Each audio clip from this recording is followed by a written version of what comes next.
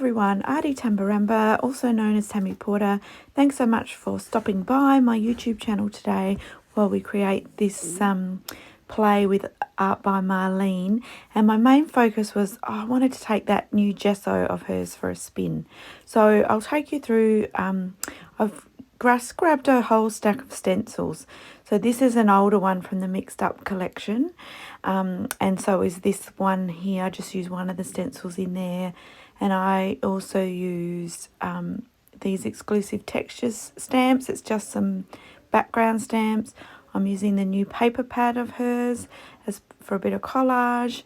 And of course, I couldn't go past a sticky quote from the awesome new Golden Oldie sticky quote book. And the circle stamps, which is a new circle salad, I think it's called. It's a new stamp. Of course, the gesso I want to take for a spin.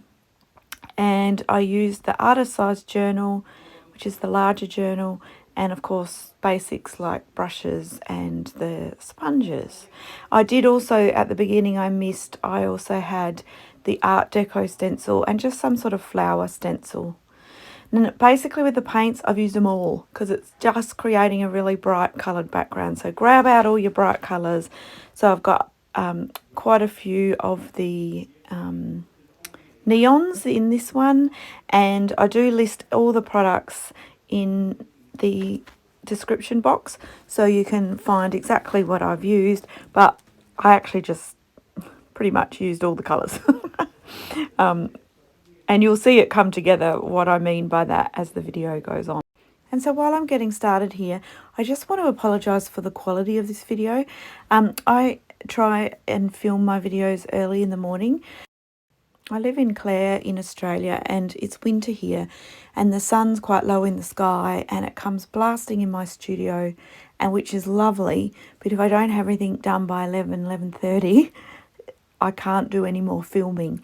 So I had one day of this week that I had a chance to film just because of work commitments and stuff, and I've been busy at work being a dinosaur. If you follow me on social media, you would have seen that. But anyway, I just had this one day and we had visitors in the morning, which is lovely, but it just threw my day out. So I'm actually filming this in the afternoon, and you'll see that all the things go wrong. The cat jumps up on the counter and it knocks the camera and I don't notice, so you're missing half the image, and then the sort of light and shades coming in and it's throwing all this pink and blue and it doesn't look anything like the actual page looks. So hopefully the photos show you better. So I'm really sorry that it's not up to what I normally like to put out there. But what I've basically done here while I've been talking is I've grabbed some of the leftover bits from the new paper pad that I used in the last video, and I tore them into little strips and adhered them to my page. I did use gel medium for that part. Then I've come in and I've filled all the gaps.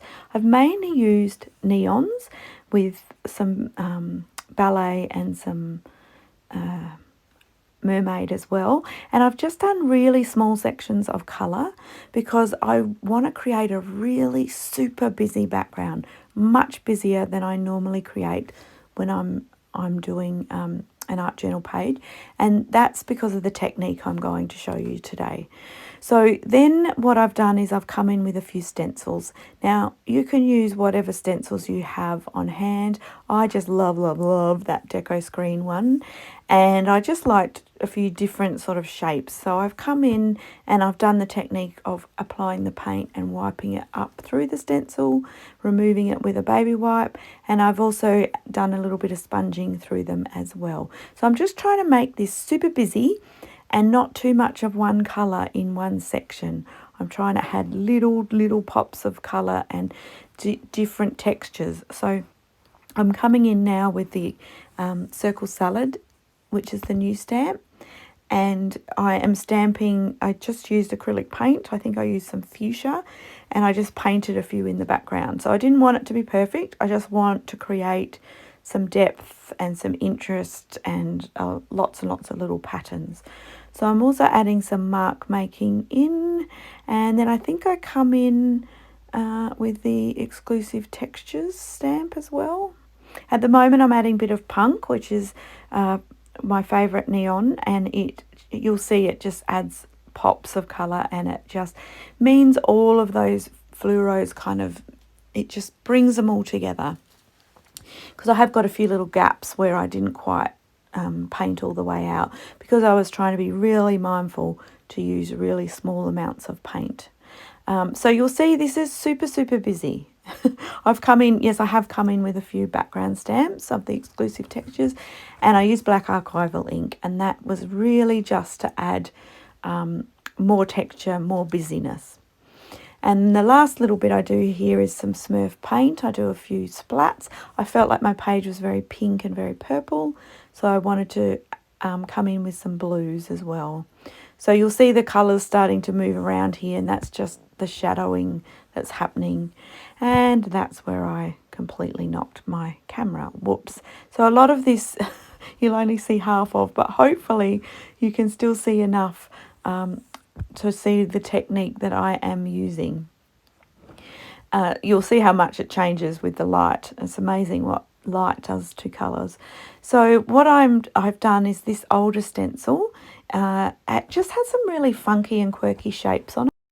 So I decided to use that to create sort of flower heads, different types of blossoms. And they look quite naive, which is the kind of look I was going for, because what I'm planned to do with this page is I wanted to take the gesso, the new Marlene gesso, for a spin and feel the texture and feel what it, the sort of the consistency. So this is a technique where obviously we create that busy background, then we come in with an image, we draw on an image, and then we come in with the gesso and we block out the background. So it's almost like we're doing a page in reverse. We're adding the background last. And so you want really simple shapes to be able to paint around. Anything too complicated is just going to be too difficult. So you'll see these are quite quirky. You could just use ovally shapes. You could draw your own. And then I added some leaves and some stencils just by drawing by hand.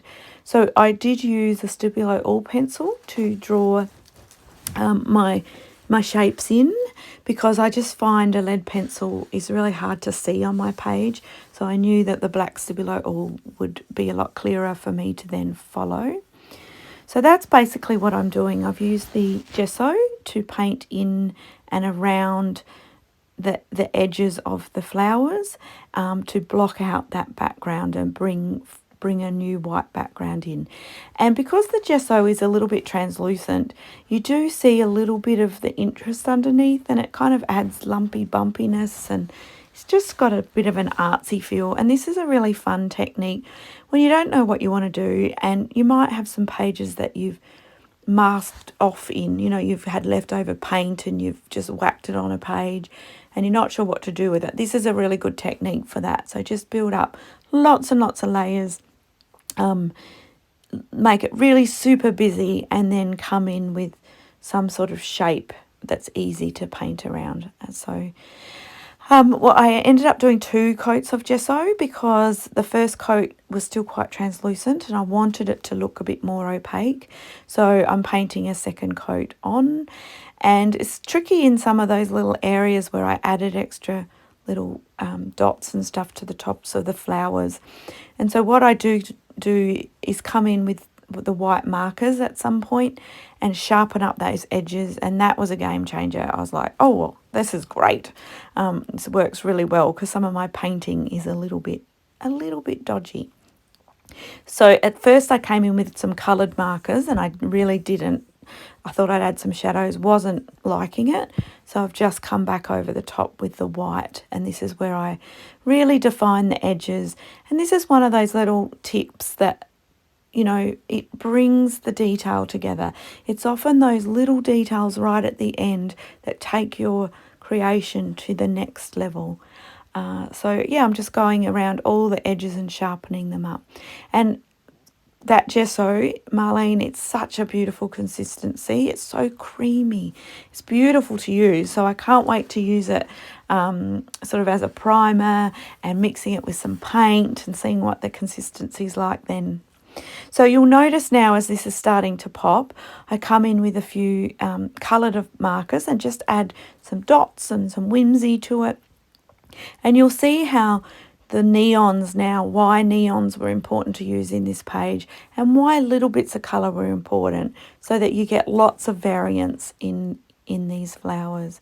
So now we're up to the section where I noticed that I was off camera. I fixed that, but unfortunately the shading or shadowing that's coming in through the window is really messing. It's making it quite pink and quite blue at times. So hopefully in the photos it'll be much clearer.